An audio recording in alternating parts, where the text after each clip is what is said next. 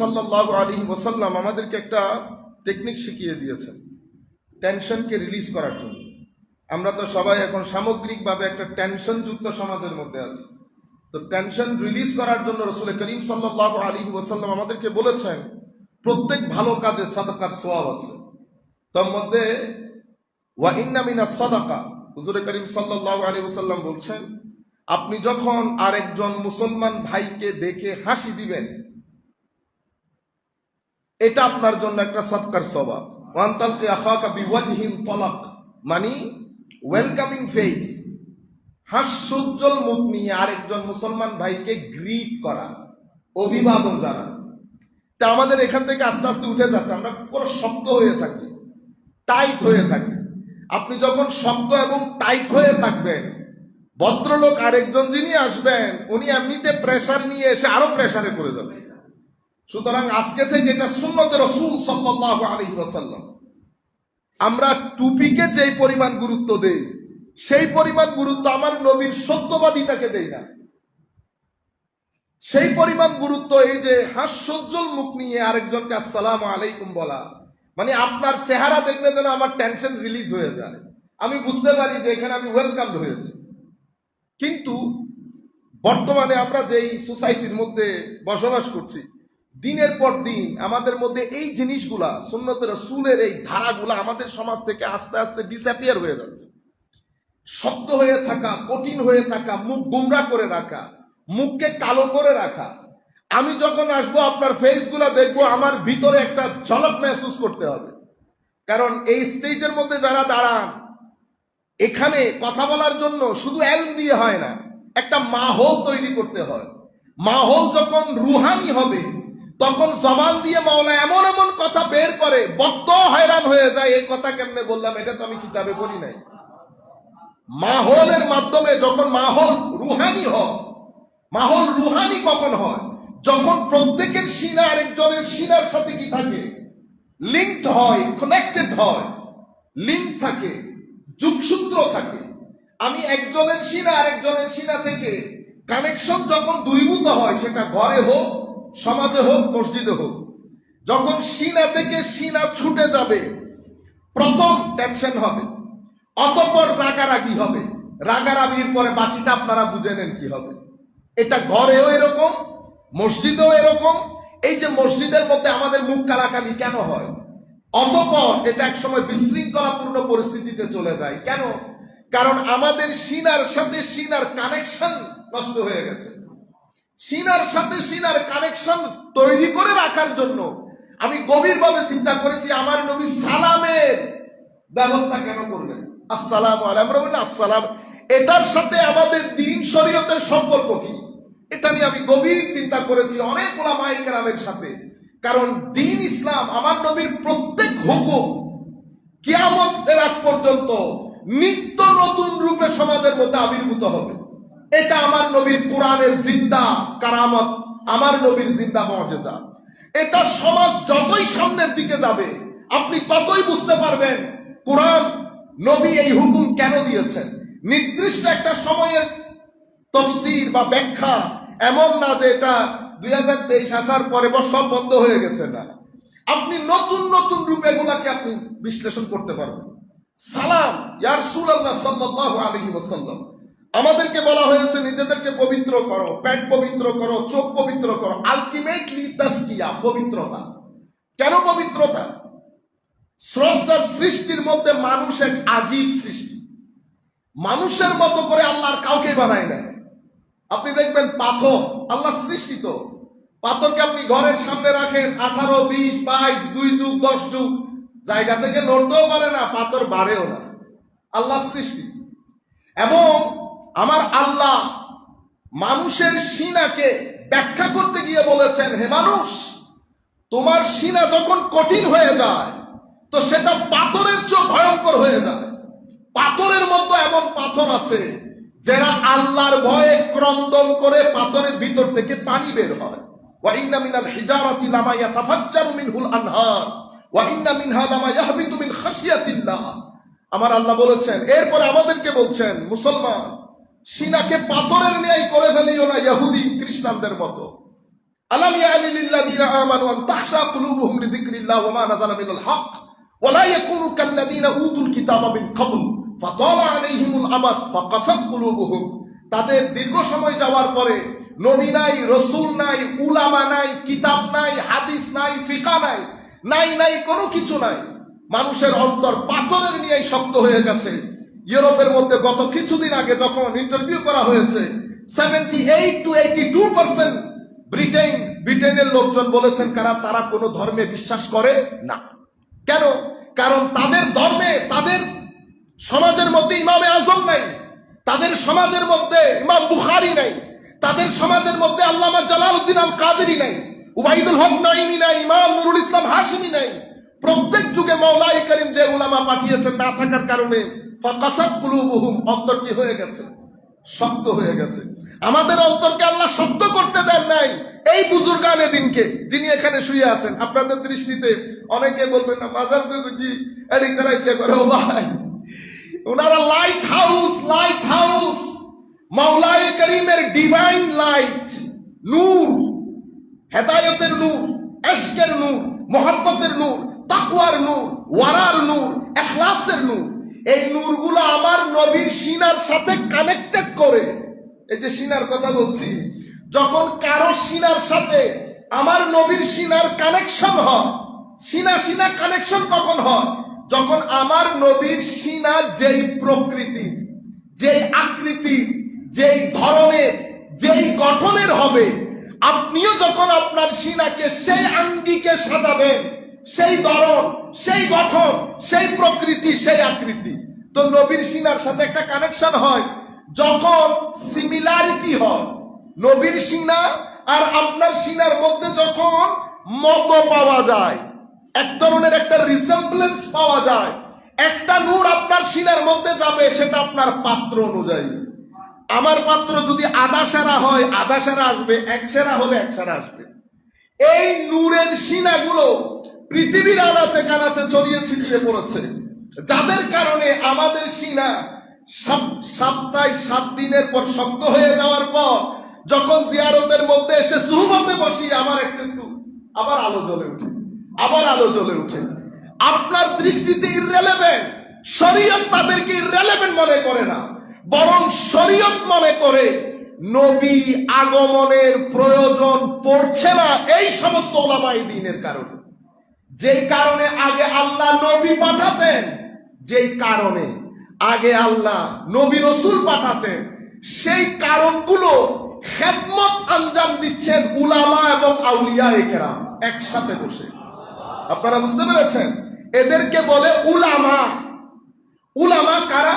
তো এখানে মুহাদ্দিস, মুফাসসির, ফুকাহা, মুতাসাউফিফ তথা আল্লাহর ওলি সবাই মিলে একটা ইউনিট। এই ইউনিটকে বলে উলামা। এরা কি সমস্যার সমাধান দেয়? কখনো যদি এদের মধ্যে আপনি যদি এভাবে বিশ্লেষণ করেন, তো আমি 3 ধরনের মানুষ: man of tradition, man of opinion, man of হাকিকা। আমার কাছে এটার কোনো ইংরেজি ট্রান্সলেশন নেই, ট্রুথফুল বললে হয় না। ম্যান অফ হাকিকা মানি একটু পরে বুঝায়, এরা 3 জন মিলে উলামা। এদের 3 জনকে আমার নবী বলেছেন আমার ওয়ারিস, আমার ওয়ারিস। আপনি বলতেছেন ইররিলেভেন্ট কেন?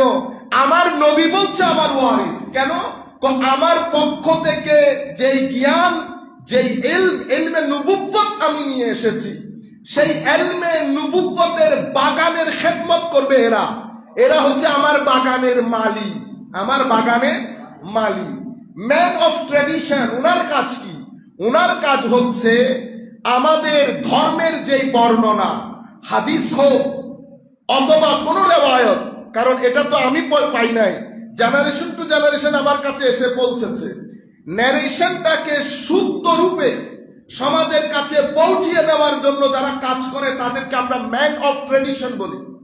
এদের কাজ কি? এদেরকে বলা হয় মুহাদ্দিস। এদের কাজ ইলমে হাদিসকে আমাদের পর্যন্ত সুন্দর রূপে এসে পৌঁছিয়ে দেওয়া। পুরা রাস্তার মধ্যে এরা হাতে হাত লাগিয়ে রাখে, রাস্তার মধ্যে যেন কোনো পানি, উল্টা সিধা পানি এই ইলমে হাদিসের পানির সাথে না লাগতে পারে। আপনারা চিন্তা করবেন। এবং এক একটা হাদিস সংগ্রহের জন্য মাইলের পর মাইল সফর করেছেন। সফর করার পরে 500 মাইল যাওয়ার পরে শুনে যখন জিজ্ঞেস করেছে এই ব্যক্তি সম্পর্কে আপনাদের অভিমত কি, আপনাদের এলাকার নাকি, কহে মানুষ ভালো, তবে আপনি যে উদ্দেশ্যে এসেছেন সেটা কতটুকুন সফল হয় জানি না, কারণ এই ব্যক্তি মুখস্থ বিদ্যা প্রথম 17-18 বছর পর্যন্ত ঠিক ছিল, মাঝখানে ওনার একটা অসুস্থতা হয়েছে, সেই অসুস্থতার পরে উনি জিনিস মনে রাখতে পারে না। এই কথা শোনার পরে আরো 2 জন থেকে জিজ্ঞেস করার পরে যখন একই ঘটনা শুনলেন, 500 মাইল দূরে গিয়ে আবার ব্যাক করে চলে এসেছে। আপনি পারবেন? আমি পারবো এই কাজ? এগুলো মুহাদ্দিসিনে কেরাম। আমি জানি না আল্লাহ পাক কিয়ামতের ময়দানে কোন স্টেজে আলেমদেরকে বসান। আল্লাহ এত কষ্ট, মাথার গাম পায়ে দিয়ে, কোথায় পুত্র, কোথায় স্ত্রী, কোথায় সন্তান, কোথায় বাড়ি, কোথায় ঘর। আমার নবীর এগুলা ফাউন্ডেশন পিরিয়ড অফ ইসলাম, যখন ধর্মের ফাউন্ডেশন পিরিয়ড রচনা হচ্ছে, যখন আমাদের ধর্মের জ্ঞানগুলো এগুলাকে বলে তাদবীর, যখন পাবলিকেশনের পর্যায়ে, লিখনের পর্যায়ে এসে পৌঁছেছে, যখন প্রত্যেক আলেম যার যার এলমগুলা লিখে কিতাব আকারে প্রকাশ করছেন, তখনকার কথা। এরকম কষ্ট হযরতে আবু হুরায়রা রাদিয়াল্লাহু তাআলা আনহুর একটা হাদিস, যে হাদিসের মধ্যে এক কাজ করলে 10 সওয়াব, এক কাজ করলে 700। কেউ বলেছে, অন্য হাদিসের মধ্যে এসেছে কোন কোন মানুষ তো এমন আছে যাদের একটা ভালো কাজের সওয়াব মাওলা বেলা হিসাব দান করে।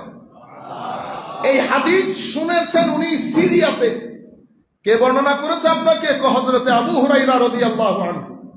এসেছেন মদিনা শরীফ, বলা হচ্ছে উনি মদিনা শরীফে নাই, তো উনি কোথায়? উনি তো হজে গেছেন।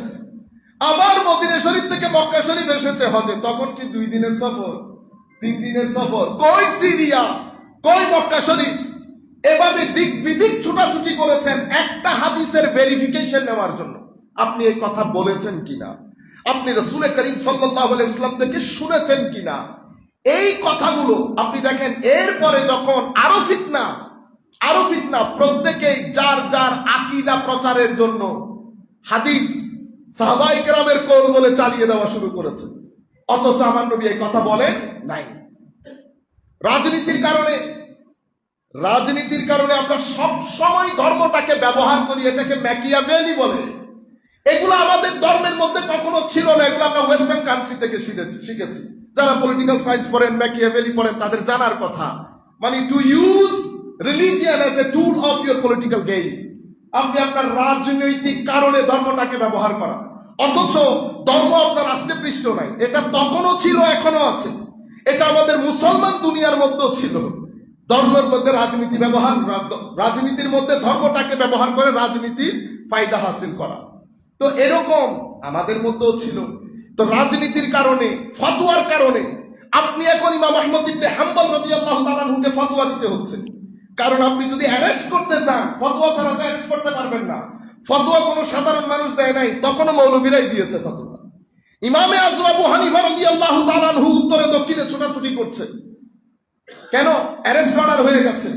কে দিয়েছে অ্যারেস্ট অর্ডার? হুকুমত, সরকার। হুকুমত কিভাবে দিল? বিচারপতি থেকে। বিচারপতির আশপাশে যারা আছে তাদের মাধ্যমে ফতোয়া হয়েছে। ফতোয়া কি? ফতোয়া মানে আপনি শরীয়তের টেক্সট যেটা আছে সেটাকে টুইস্ট করা। This is your self styled interpretation. আপনি আপনার মতো করে একটা জিনিসকে ব্যাখ্যা করা। লাখ মানুষ বসে আছে, সাধারণ মানুষ তার কোরআন হাদিসে অ্যাক্সেস নাই। আপনি কি করলেন? এখান থেকে কোরআনের ব্যাখ্যা করতে লাগবেন।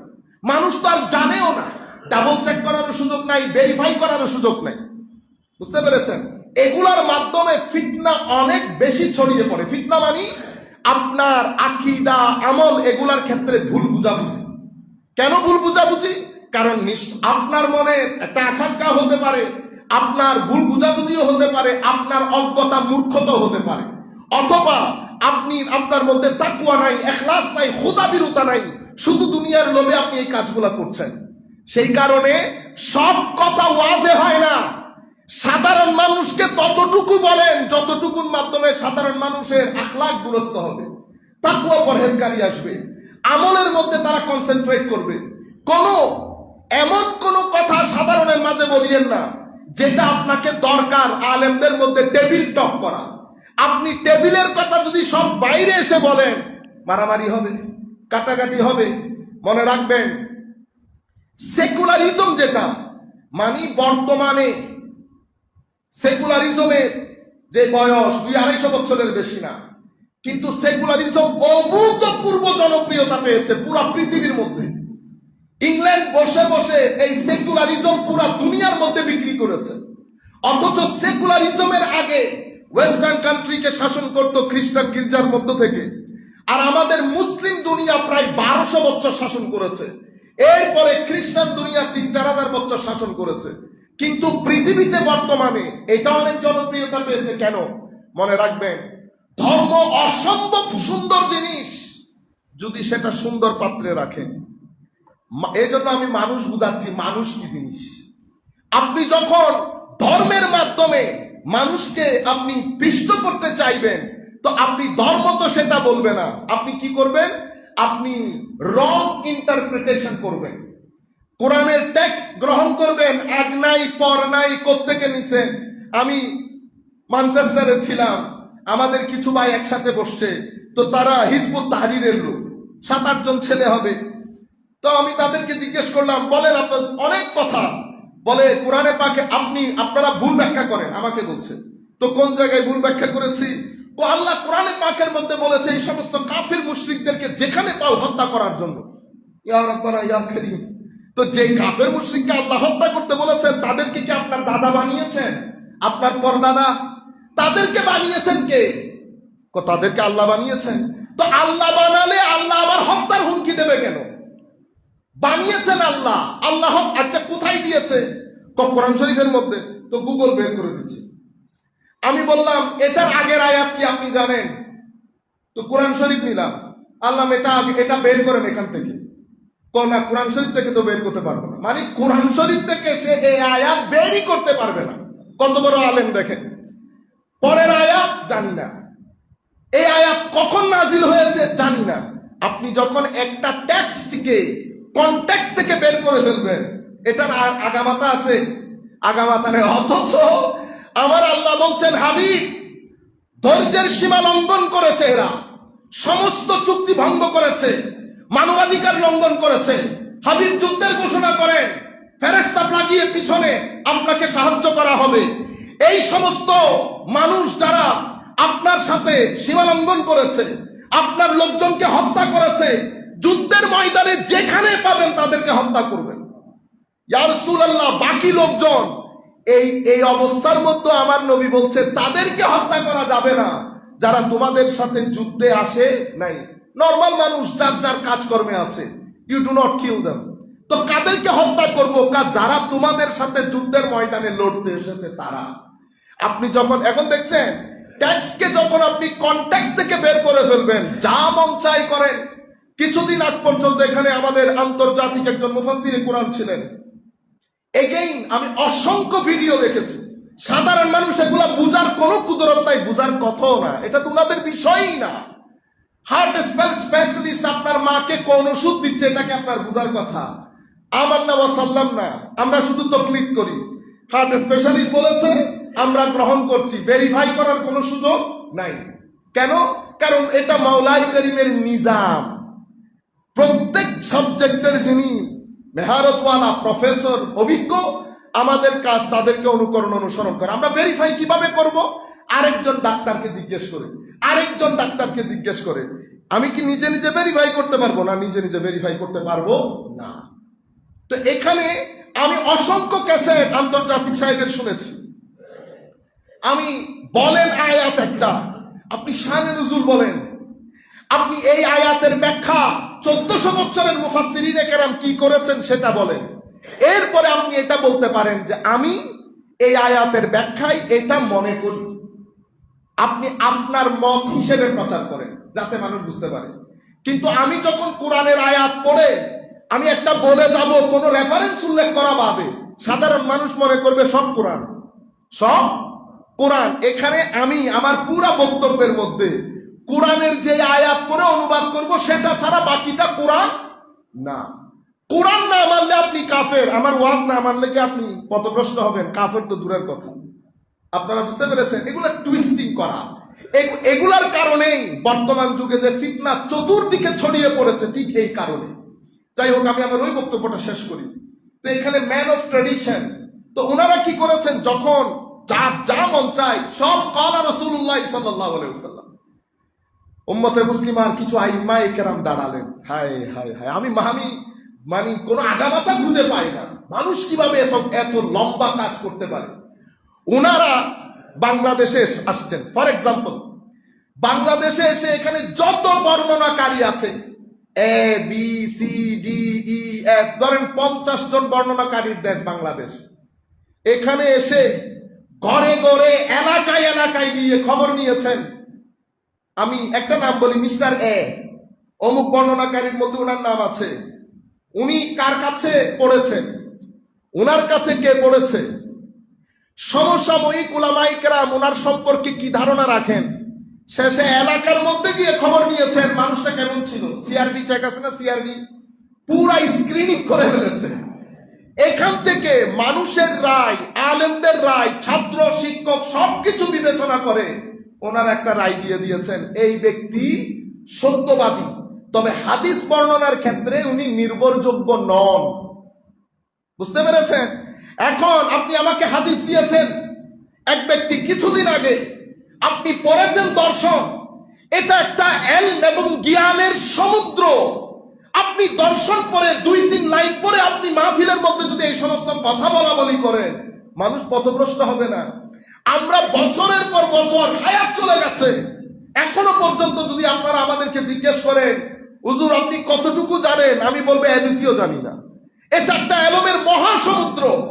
আপনি যতই সামনে যাবেন ততই নিজেকে ক্ষুদ্রাতি ক্ষুদ্র হিসেবে আবিষ্কার করবেন।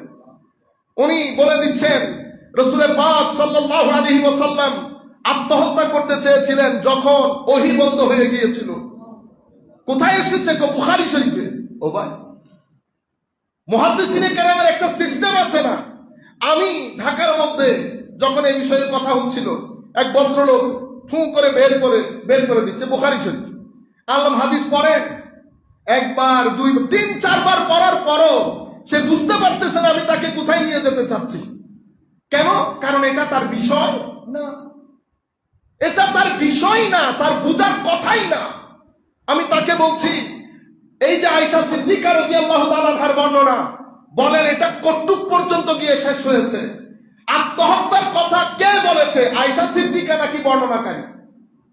এখন এই টেকনিক্যাল বিষয়গুলো তো আপনি বের করতে পারবেন না, এগুলো তো উলামায়ে কেরাম দরকার। তখন আমি বললাম সেই ভদ্রলোককে বলবেন শুধুমাত্র আল্লাহ নামাজ পড়তে বলেছেন, রোজা রাখতে বলেছেন, মদ খেতে নিষেধ করেছেন, বক্তব্য যেন এতটুকুর মধ্যে সীমাবদ্ধ রাখে।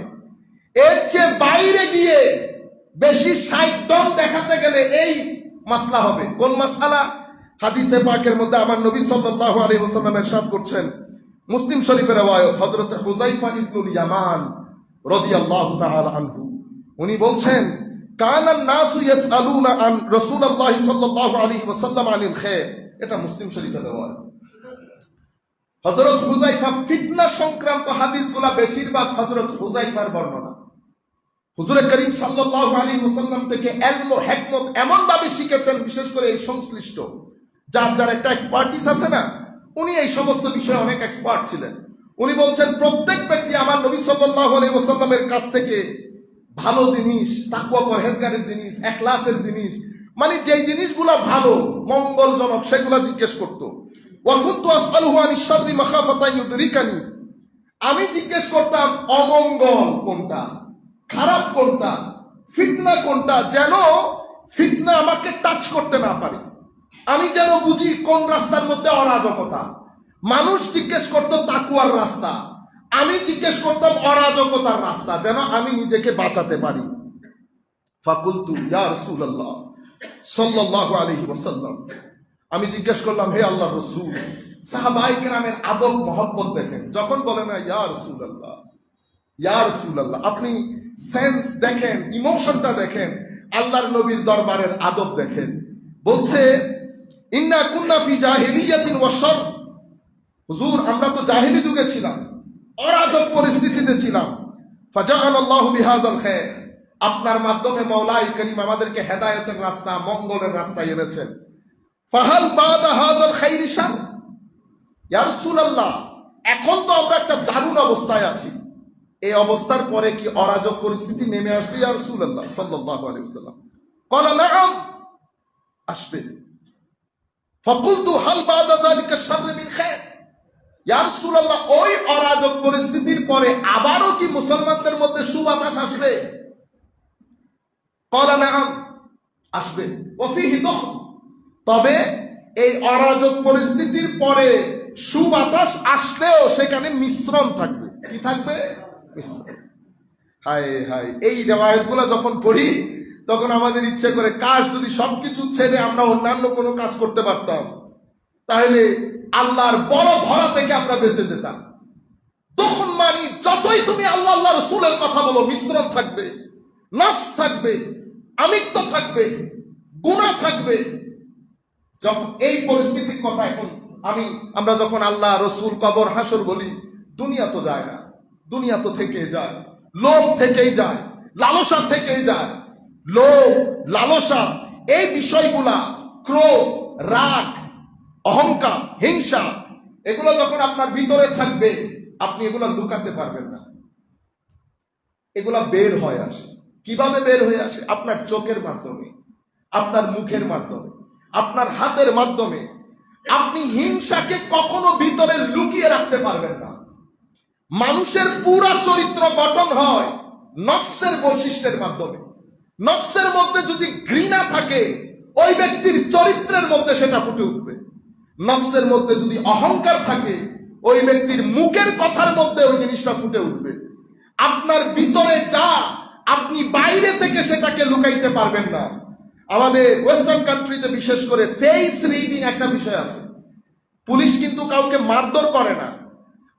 পুলিশ আপনার কাছ থেকে ইন্টারভিউ করবে, ৩-৪ জন একসাথে বসে প্রশ্ন করবে, আপনি কখন সত্য কথা বলে দেবেন আপনি কল্পনাও করতে পারবেন না। এবং আপনার ফেস দেখে মোস্টলি তারা বুঝতে পারে আপনি কোনটা করেছেন, কোনটা করেন নাই। ফেস এই জন্য ইন্ডেক্স অফ মাইন্ড বলে। আপনার চেহারার মধ্যে আপনার ভিতরের জগৎ ফুটে উঠে। আপনি লাখ চেষ্টা করলেও আপনি নফসকে লুকাই রাখতে পারবেন, কিন্তু এটাকে লুকাই রাখতে পারবেন না। আমাদের ভিতরে এই যে আমি আপনাকে গ্রিট করতে পারতেছি না, আপনাকে দেখে হাসতে পারতেছি না, কেন? আমার ভিতরের কারণে। হাসি আসলো না কেন? ভিতরে হিংসা আছে। এখন আপনার হাসি না আসা, এটার মানে কি? এটার মানে আপনার বুঝতে হবে ভিতরে হিংসা রয়ে গেছে, ভিতরে হিংসা রয়ে গেছে। একজন সম্মানিত মানুষ আসার পরে আপনি উঠলেন না, উঠেন নাই কেন? ভিতরে অহংকার আছে। কোন আমার ভিতরে অহংকার নাই, না, এটা বলার বিষয় না। এটা অটোমেটিক্যালি এটা এক্সপোজ হয় by your behaviour, by your conduct, by your etiquettes, by your manner. আপনার ম্যানারের মাধ্যমে, এটিকেটস এর মাধ্যমে, বিহেভিয়ারের মাধ্যমে আপনার ভিতরে কি আছে সেটা প্রকাশিত হয়ে যাবে, সেটা প্রকাশিত হয়ে যাবে। সেই কারণে আমরা শক্ত হয়ে থাকি, মানে ভিতরে জিনিস আছে, ভিতরে জিনিস আছে। ওয়েলকাম করতে পারছি না, মানুষকে দেখে খুশি হতে পারছি না, মেহমানকে দেখে খুশি হতে পারছি না, তার মানে আমার ভিতরে জিনিস রোগ রয়ে গেছে। তো আমার হযরতে হুযায়ফা বলছেন, আমার নবী বলছেন মিশ্রণ থাকবে। ফাকুলতু ওয়া মা দুখনুহু, ইয়া রাসূলুল্লাহ মিশ্রণ কি? ক্বাল কওমুন ইসতান্নুনা বিগাইরি সুন্নতি ওয়া ইয়াহদুনা বিগাইরি হাদি তারিফু মিনহুম ওয়া তুনকার। ফাকুলতু হাল বাদা যালিকাল খায়রি মিন শার। আমার নবী সাল্লাল্লাহু আলাইহি ওয়াসাল্লাম বলছেন, হ্যাঁ, মিশ্রণ কি? মিশ্রণ হচ্ছে কিছু মানুষ দাঁড়াবে আমাদের মতোই, কুরআন হাদিস আমাদের মতোই বলবে, কিন্তু কিছু জিনিস ভালো হবে, কিছু জিনিস মন্দ হবে। মিশ্রণ আমাদের মতো, মানুষকে ভালো কথা বলি কিন্তু নিজের মধ্যে ভালো নাই। সারা জীবন মানুষকে নির্লোভ টাকা দার্স দেয়, নিজের ভিতরে মানুষের পকেটের দিকে চেয়ে থাকি, টাকা পয়সা হিসাব করি, সারা জীবন নিরহংকারের দার্স দেয়, আমার ভিতরে অহংকার পরিপূর্ণ। মানুষকে জান্নাতের দার্স দেয়, আমার জিন্দেগিতে জান্নাতের কোনো রাস্তা নাই। পারিবারিক জীবন, ব্যক্তি জীবন, সামাজিক জীবন, মানুষকে গালি না দেওয়ার কথা বলি, আমার ব্যক্তি জীবন গালিতে পরিপূর্ণ। বন্ধু বান্ধব নিয়ে বসলে জবানের কোনো তালা থাকে না, তাহলে আমার ব্যক্তি জীবন একরকম, বক্তা জীবন আরেক রকম মিশ্রণ হয়ে গেছে। ইয়া রাসূলুল্লাহ সাল্লাল্লাহু আলাইহি ওয়াসাল্লাম, এই খাইরের পরে কোন শান থাকবে? আমার নবী বলছে হ্যাঁ, আবার অরাজক পরিস্থিতি সৃষ্টি হবে। কি অরাজক পরিস্থিতি ইয়া রাসূলুল্লাহ? দুআত আলা আবওয়াবে জাহান্নাম, কিছু বক্তা জাহান্নামের দরজায় দাঁড়ানো, কিছু বক্তা, দুআত, দায়ীর বহু বছর, দায়ী মানে যারা আল্লাহ রাসূলের রাস্তায়, ধর্মের রাস্তায় মানুষকে আহ্বান করে। আমার নবী বলছেন দুআত, একজন দুইজন না, অসংখ্য বক্তা, আলা আবওয়াবে জাহান্নাম, জাহান্নামের দরজায় দাঁড়ানো। মান আজাবাহুম কাযাফুহু ফিহা, মান আজাবাহুম ইলাইহা কাযাফুহু ফিহা। যারা এই সমস্ত বক্তার হাতে হা বলবে, নাতে না বলবে, ঠিক বলবে, তাদের ডাকে সাড়া দেবে, তাদের সাথে জয়েন করবে, তারাও জাহান্নামে নিক্ষেপিত হবে।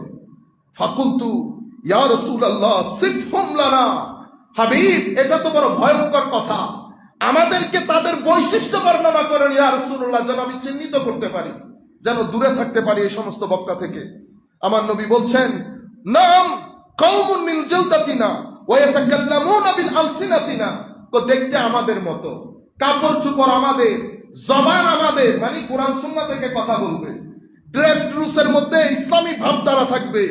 আমার নবী সাল্লাল্লাহু আলাইহি ওয়াসাল্লাম বলছেন কুলতু ইয়া রাসূলুল্লাহ ফামা তারা ইন আদরাকানি যালিক, ইয়া রাসূলুল্লাহ আমাদের জন্য আপনি একটা গাইডলাইন দেন, আমরা তখন যদি এই পরিস্থিতির শিকার আমরা হই, ইয়া রাসূলুল্লাহ বাঁচার উপায় কি?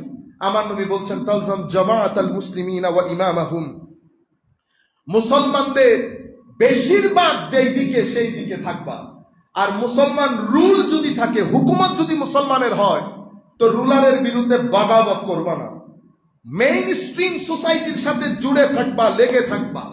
অথবা জামাআতুল মুসলিমিন বলতে উলামায়ে কেরাম অন্য জায়গার মধ্যে তাফসীর করেছেন, জামাত বলতে মুসলমানদের মুহাদ্দিস, মুফাসসির, ফুকাহা এবং যাদেরকে আমরা উলামা বলি, এই উলামায়ে কেরামের সংখ্যাগরিষ্ঠ উলামা যেই কথার উপর ঐক্যমত্য পোষণ করেছেন সেই কথাকে ধরে রাখবা, সেই কথার বাইরে যাবা না। তারপরে উনি বলছেন ইয়া রাসূলুল্লাহ ফাইল্লাম তাকুল লাহুম জামাআ ওয়ালা ইমাম, ইয়া রাসূলুল্লাহ যদি কোনো জামাত না থাকে, ইমাম না থাকে, আমি যদি বুঝতেই না পারি সংখ্যাগরিষ্ঠকে, তখন কি হবে? আমার নবী তখন বলছেন ফাতাজিল তিলকাল ফিরাক কুল্লাহা, সমস্ত ফিরকাবাজি থেকে নিজেকে রক্ষা করে ঘরের মধ্যে অবস্থান করো। আমার নবী সাল্লাল্লাহু আলাইহি ওয়াসাল্লাম আনতা আদা আলা আসলি শাজারাতিন হাত্তা ইউদরিকাকাল মাউত ওয়া আনতা আলা যালিক, যদি গাছের শিকড় খেয়েও জীবন ধারণ করতে হয়, জীবন ধারণ করো অবস্থায় মারা যাও, তবু কারো হাতে হা বলিও না, নাতে না বলিও না। আমার নবী সাল্লাল্লাহু আলাইহি ওয়াসাল্লাম, এখন আপনি দেখেন পুরো সমাজের প্রেক্ষাপট আমার নবী এই হাদিসের মধ্যে বর্ণনা করেছেন। আমি আপনাদেরকে বলতে চাচ্ছি এই ধরনের কথাবার্তাগুলা কোরআনে পাক, ফর এক্সাম্পল আমি যখন কোরআনের অনুবাদ করছি, অনুবাদ কখনো কোরআন হয় না, অনুবাদ প্রত্যেক ব্যক্তি যার যার অভিজ্ঞতা এলম অনুযায়ী অনুবাদ করে। এখন বর্তমান পরিস্থিতি, আমাদের যুব সমাজ, তরুণ প্রজন্ম, বক্তা এমন অবস্থায় পৌঁছে গেছে, এখন আপনি দেখেন আপনি কোথায় যাবেন, সারা জিন্দেগি আমরা শুনে এসেছি মাযহাব, সারা জিন্দেগি, আর সেটা শুধু বাংলাদেশে হইলে বলতাম শুধু বাংলাদেশ। আপনি নর্থ আমেরিকা, একেবারে পৃথিবীর এই প্রান্ত থেকে ওই প্রান্তে যদি হেঁটে যান, আপনি যদি ইন্টারভিউ করেন, আপনি যদি মুসলমানদেরকে জিজ্ঞেস করেন আপনারা কি এখানে মাযহাব অনুসরণ করেন, 99.99% মুসলমান বলবে আমরা মাযহাব অনুসরণ করি। আমি দলিলে, আপনাকে দলিল দিয়ে কথা বলার কোনো দরকার নাই, দলিল হবে যারা দলিল বুঝে তারা। আপনি তো আর আমি দলিল বুঝবো না। আমি আমার মায়ের হার্ট অপারেশন করাচ্ছি একজন হার্ট স্পেশালিস্টের কথা শুনে, মৃত্যুর মুখে ঠেলে দিয়েছি। এটা আল্লাহর নিজাম। আল্লাহ কাউকে অনুসরণকারী বানান আর কাউকে অনুসরণীয় বানান। কেউ পড়েন, কেউ পড়ান, কেউ চলেন, কেউ চালান, এটা দুনিয়ার নিজাম। এখান থেকে আপনি বের হতে পারবেন না। আমি আপনাদেরকে বুঝাতে চাচ্ছি, গত 1300 বছর ধরে ছোটখাটো আলেম না তো, উম্মতে মুসলিমার জগৎ বিখ্যাত বরেণ্য উলামায়ে কেরাম পৃথিবী থেকে চলে গেছেন। সবাই এই 4 জনের শ্রেষ্ঠত্ব স্বীকার করে নিয়েছেন। ছোটখাটো না, হুজ্জাতুল ইসলাম ইমাম গাজালির মতো ব্যক্তিত্ব, তাদের শ্রেষ্ঠত্ব স্বীকার করে নিয়েছেন। সমস্ত উলামা মাশায়েখ শ্রেষ্ঠত্ব স্বীকার করে নিয়েছেন, শুধু বাংলাদেশের না, শুধু মিশরের না। আজকে এই মুহূর্তে আমি যখন আপনাদেরকে কথা বলছি, আপনি যদি আল আজহার বিশ্ববিদ্যালয়ে যান, পৃথিবীর সবচেয়ে প্রাচীনতম এবং বর্তমান যুগের জন্য যেটাকে ইসলামী দুনিয়ার হার্ভার্ড বলা হয়, সে আল আজহার বিশ্ববিদ্যালয়ে উপর থেকে নিচ পর্যন্ত যাকে জিজ্ঞেস করবেন, কেউ বলবে শাফিঈ, কেউ বলবে হাম্বলি, কেউ বলবে মালিকি। আপনি ওখান থেকে বের হয়ে সিরিয়াতে আসেন, একই ঘটনা সিরিয়াতেও পাবেন।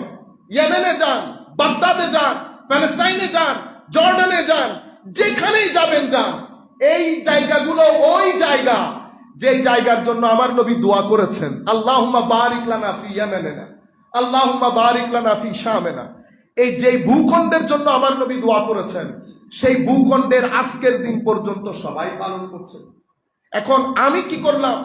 আমি হঠাৎ করে বললাম এই মাযহাবের কোনো ভিত্তি নাই, এবং এমন এমন ব্যাখ্যা দিতে শুরু করলাম, সেকুলার যারা ধর্মের বিরুদ্ধাচরণ করে তাদের জন্য মাল মাসলা মিটে গেল। তারা বলতে সুযোগ হয়ে গেল যে মুসলমানদের মধ্যে এমন এমন অরাজকতা হয়েছে 300 বছর পরে। তুমি দেখো, মুসলমানরা নিজেরাই বলছে ধর্মকর্মের নাম দিয়ে তারা কি অরাজকতা সৃষ্টি করেছে। এখন এই যে ধর্ম বিদ্বেষী মানুষগুলার মুখে অস্ত্র তুলে দিল কারা? আমরা না, আমরা নিজেরা, আমাদের ভাইয়েরা।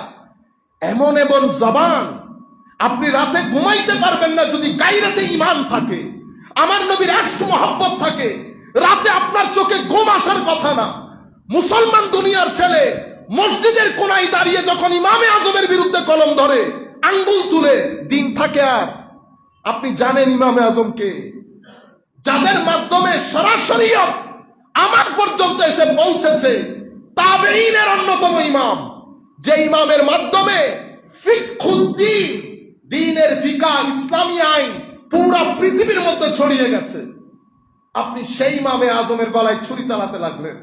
অতঃপর সেই ইমামে আজম যারা রাতকে দিন করেছে, দিনকে রাত করেছে আমার নবীর দ্বীনের খেদমতের জন্য, যারা গবেষণার সমুদ্রে, যারা গবেষণার জগৎ থেকে বেরই হয় নাই, আন্তর্জাতিক আইন, পাবলিক আইন, private international law, public international law, কিতাব কিরকম লিখেছে জানেন? ভলিউমিনাস বুক।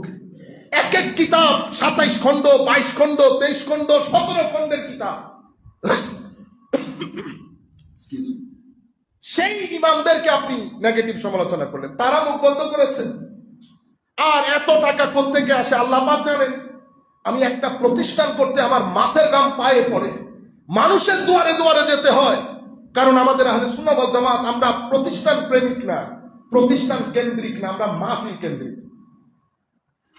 10 লাখ টাকা বের করার জন্য মাথার 10 বার পায়ে পড়তে হয়। আর আমাদের ভাইদেরকে আল্লাহ পাক জানে এত টাকা কে দেয়।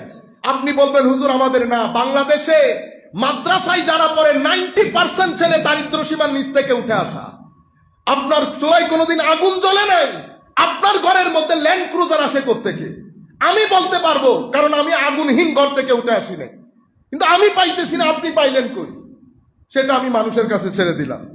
এরপরে কিছুদিন ধরে আবার আরেক জাতি উঠেছে।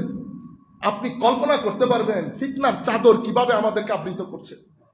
ইমাম বুখারী অশ্লীল কাজ করেছে, আপনি চিন্তা করতে পারবেন। এগুলা আমার মনে হয়েছে ওই দিন প্রেসার লো হয়ে আমি বোধহয় দুনিয়া থেকে চলে যাব। আল্লাহর দরবারে আমি শেষ পর্যন্ত বলেছি, মাওলা এই যুগের মধ্যে বেঁচে থাকার কোনো দরকার ছিল না। নাম দিয়েছে আহলুল কোরআন, আহলুল কোরআন। আরেকজন নাম দিয়েছে আহলুল হাদিস। উনি আহলুল হাদিস, মাযহাব নাই। ইনি আহলুল কোরআন, হাদিস নাই। হাদিস বলে, হাদিস নাই না শুধু, এরা সবাই নাকি অশ্লীল কাজ করেছে। এবং আমার নবী সাল্লাল্লাহু আলাইহি ওয়াসাল্লামকে তারা বলে সর্বশ্রেষ্ঠ। সর্বশ্রেষ্ঠ কোথাও আসে নাই, নবীকে সর্বশ্রেষ্ঠ বলা জায়েজও নেই, বৈধ নেই। আপনারা বুঝতে পারছেন। এবং জুয়ারের মতো ঢাকার মধ্যে সৃষ্টি হয়েছে। কিছুদিনের মধ্যে চট্টগ্রামে আসবে প্রতিষ্ঠান করে। কিন্তু আমরা এখনো আমাদের মধ্যে মাথা কাদা ছোড়াছুড়ি করছি। আমরা এখনো আমাদের মধ্যে সিদ্ধান্ত নিতে পারি নাই কে শিয়া কে সুন্নি। আমাদের আহলুস সুন্নাত ওয়াল জামাতের গ্রাউন্ডে এরা আহলুল কোরআন, এরা আহলুল কোরআন। এমন এমন কথা যেটা আপনার বাপদাদাও কোনোদিন শুনে নাই, সুন্নতকে শুধু নিগেট করার জন্য আপনি যারা আহলুল হাদিস বলছেন, আপনি যেই যুক্তিতে মাযহাব ফেলে দিয়েছেন, একই যুক্তিতে সে হাদিস ফেলে দিয়েছে। আপনি বলেছেন 300 বছর পরে এসেছে, আগে ছিল না। এরাও বলছে 300 বছর পরে এসেছে, আগে ছিল না। বুঝতে পেরেছেন? কিতাব শেষ পর্যন্ত বাংলাদেশে মাদ্রাসা বা স্কুলের সিলেবাস বোর্ডে এই সমস্ত ব্যক্তি অন্তর্ভুক্ত হয়ে গেছে। আপনি বাংলাদেশে চট্টগ্রামে বসে 100 মাহফিল করা আর এই ধরনের এক ব্যক্তি একটা সিলেবাস কমিটিতে থাকা কথা এক। সে বিসমিল্লাহ করে সিলেবাস উঠিয়ে দেবে। সে শুধু শিখিয়েছে সত্য কাকে বলে, তো সত্য হচ্ছে যেটা কোরআন, যেটা কোরআন সম্মত সেটা, বাকি সব মিথ্যা। হাদিস সত্যের ডেফিনিশন, সত্যের ডেফিনিশন। এত বড় কোরআন প্রেমিক, এত বড় কোরআন প্রেমিককে যখন আপনি কোরআন দেন পড়তে পারে না, কোরআন দেন পড়তে পারে না। অনেকদিন গবেষণা করেছে এক ব্যক্তি, প্রথমে দীর্ঘদিন, কারণ তাদের টার্গেট কি? তাদের টার্গেট হচ্ছে যারা সমাজের মধ্যে অনেক পরিচিত তাদের সাথে এসে কথা বলবে, তো তাদের সাথে কথা বললে স্বাভাবিকভাবে সে মুহূর্তের মধ্যে পুরো বাংলাদেশ ছড়িয়ে যাবে। তো দীর্ঘদিন তারা আমাকে ধাক্কাধাক্কি করতেছে তার সাথে কথা বলার জন্য। তা আমি বলেছি আমি মানুষের সাথে কথা বলি। তো উনি বলছেন আপনি কি আমাকে অমানুষ বলছেন? হারলাম না, এই শব্দ আমি বলিনি, এটা আপনি নিজেকে নিজে বলতেছেন। আমি সিম্পলি বলছি আমি মানুষের সাথে কথা বলি। তো তারপরে উনি ওই ইংরেজিতে দেয়, ইংরেজিতে কেন? কারণ আমরা মাদ্রাসায় যারা পড়ি আমরা ইংরেজি দেখলে কি হয়ে যায়, একটু ভয় পেয়ে যায়। কিন্তু উনি রং জায়গায় নক করেছেন, উনি বুঝতে পারেন নাই, নকটা রং জায়গায় হয়ে গেছে। পরে আমারও রাগ উঠেছে, ফোন দিলাম। ফোন দেওয়ার পরে কথা বলে বাংলায়, আল্লাহ no you not allowed to speak in Bengali even a single word, carry on in English. 3 minute পরে ক্ষমা চেয়েছে যখন আর ইংরেজিতে কথা বলতে পারছে না। কোরআন পরে ইংরেজিতে কথা বলতেছে কিন্তু কোরআনের অনুবাদ বাংলায়। আল্লাহ no, everything has to be in English because you started in English. শেষ পর্যন্ত বলেছে আমি ঠিক আছে, আমি আপনাকে অ্যাপোলজি করছি, আল্লাহ থ্যাংক ইউ ভেরি মাচ, এটা আমি চাচ্ছিলাম। পরে আমি শুধু আমাদের পরবর্তী কথাগুলো আর নাই জানেন, আমি শুধু আপনাদেরকে ফিতনাগুলা বলছি কি কি আকারে। এরপরে শিয়াইজম আমাদের দেশে অনেক বেড়ে গেছে। উদ্দেশ্য কি? শুধুমাত্র আলে বাইত রাসূলের মহব্বতের কথা বলে সাহাবায়ে কেরামকে গালিগালাজ করা। এগেইন আবার ওই ফিতনা। খারিজিয়ত, খারিজিয়ত মানে আমি মাইন্ডসেট গুলার কথা বলছি, কারণ নাম নিচ্ছি না। সেটা কি? আমার নবীর ইশকের কথা, সাহাবা আলে বাইত রাসূলের ইশকের কথা শুনলে আমাদের ভিতরে কেমন কেমন লাগে। আচ্ছা, এটা একটা হয়ে গেছে। এরপরে ধর্ম বিদ্বেষী, দ্বীনের প্রতি, ধর্মের প্রতি এক ধরনের একটা বিদ্বেষ। এই বিদ্বেষ রেখে সমাজের মধ্যে মানে বিষ ক্রিয়া ছড়ানো, এমন এমন কথা বলে আমাদের যারা ছেলেপুলে আছে তাদের মাইন্ডকে কনফিউজ করা এবং ডিস্টার্ব করা। সামগ্রিক ফিতনার মধ্যে আমরা পড়ে গেছি। এখন আমাদের হুজুরে করিম সাল্লাল্লাহু আলাইহি ওয়াসাল্লাম, আমি খুব সংক্ষিপ্ত আকারে শেষ করে দিচ্ছি। হুজুরে করিম সাল্লাল্লাহু আলাইহি ওয়াসাল্লাম, যাই হোক আমি মূল ওই কথাটা শেষ করি। তো এই ম্যান অফ ট্র্যাডিশনের পরে man of opinion. Man of opinion কারা? এরা গভীর জ্ঞানের অধিকারী, এরা ঘটনাকে বিশ্লেষণ করে। আপনিও ঘটনা পড়েন, আমিও ঘটনা পড়ি। আপনিও হাদিস পড়েছেন, আমিও হাদিস পড়েছি, কিন্তু আমি মাথার ভিতর কিছুই আসে না। উনি ওই হাদিসের ভিতরে ঢুকে 70,000 মাসআলা বর্ণনা দিয়েছেন। আমি চিন্তা করলাম আমার জীবনে আমি তো এত মাসআলা পড়তেই পারি নাই। আপনি এত মাসআলা খুঁজে খুঁজে কোত্থেকে বের করছেন?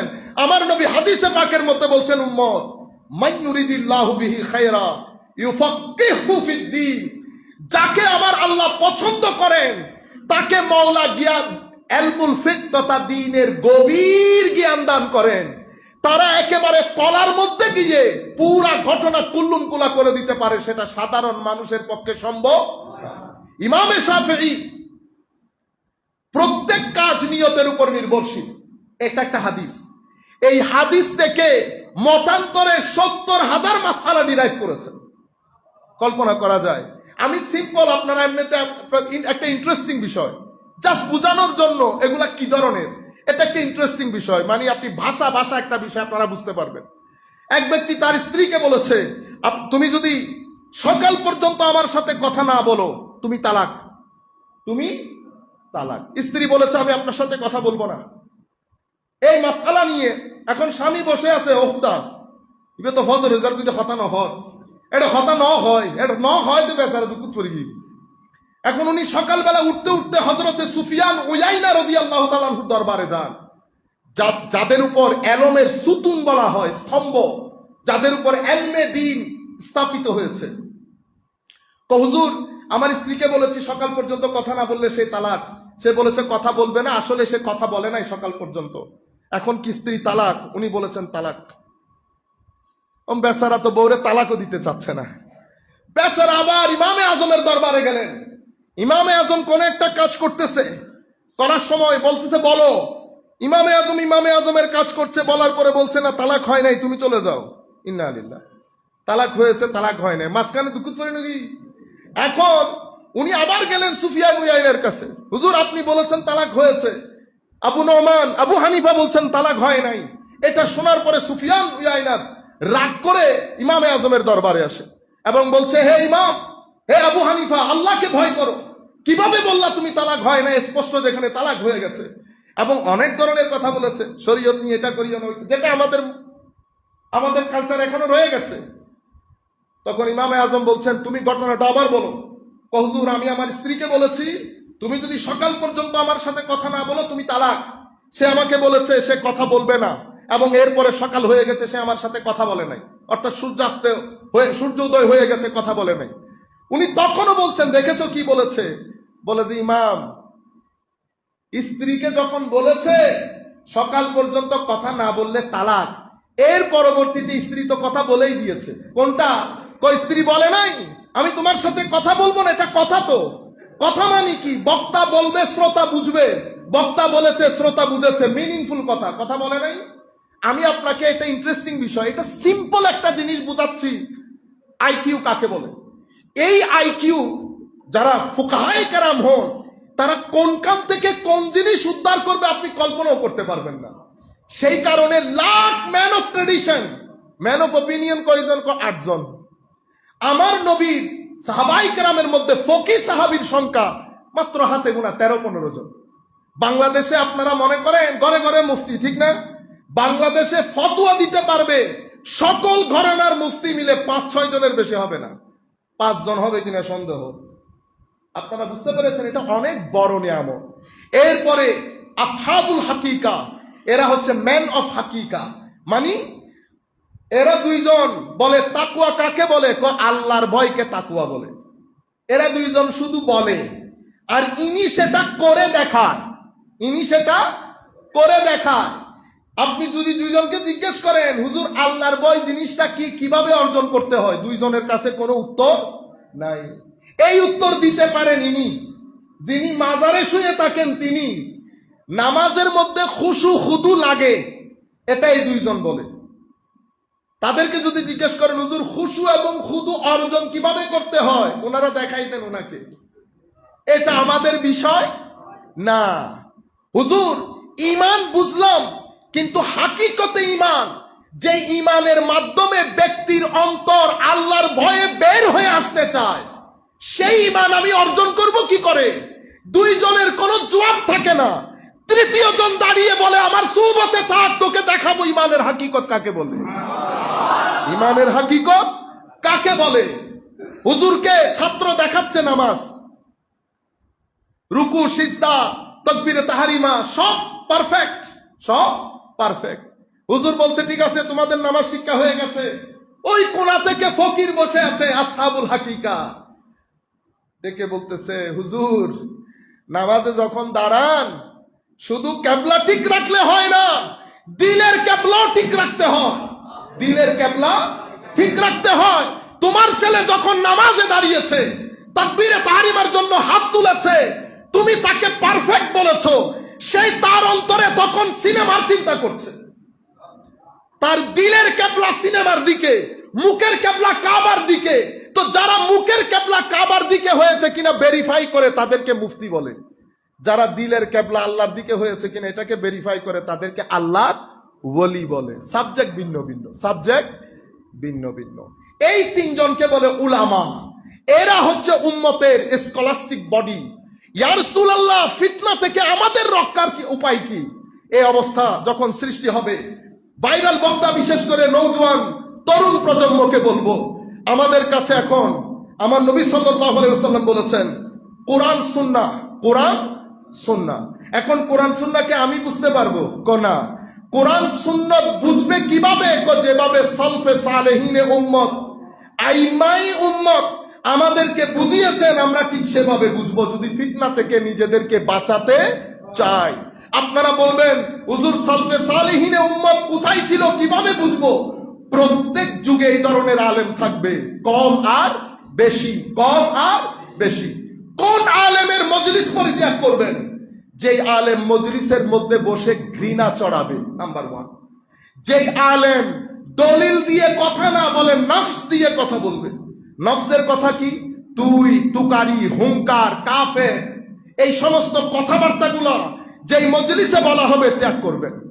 যেই মজলিসের মধ্যে রাসূল পাকের শানে বেয়াদবি হবে, আউলিয়া ইকরামের শানে বেয়াদবি হবে, আলে বাইতে রাসূলের শানে বেয়াদবি হবে, মুসলমানদের 1300 বছরের ইতিহাস ঐতিহ্যের ব্যাপারে বেয়াদবি হবে, মজলিস ত্যাগ করবেন। আপনি যখন মাযহাবের বিরুদ্ধে কথা বলবেন, 1300 বছরের মুসলমানদের ইতিহাস ঐতিহ্যের বিরুদ্ধে কথা বলছেন, আপনি আপনার ধর্ম নিয়ে থাকেন। আপনি যখন হাদিসের বিরুদ্ধে কথা বলবেন, মুসলমানদের 1300-1400 বছরের ইতিহাস ঐতিহ্যের বিরুদ্ধে চলে গেছে, পরহেজ করবো, আপনি আপনার দিন নিয়ে থাকেন। কোরআন সুন্নাহ উলামা, উলামা বলতে কারা? এক দুইজন না, পুরা উম্মতের, বাংলাদেশের উম্মতের স্কলাস্টিক বডি, যাদের মাধ্যমে আমরা দিন পেয়েছি, যাদের মাধ্যমে আমরা কোরআন সুন্নাহ শরীয়ত পেয়েছি, তাদের উপর, তাদের সাথে থাকা। এটা কেন হয়?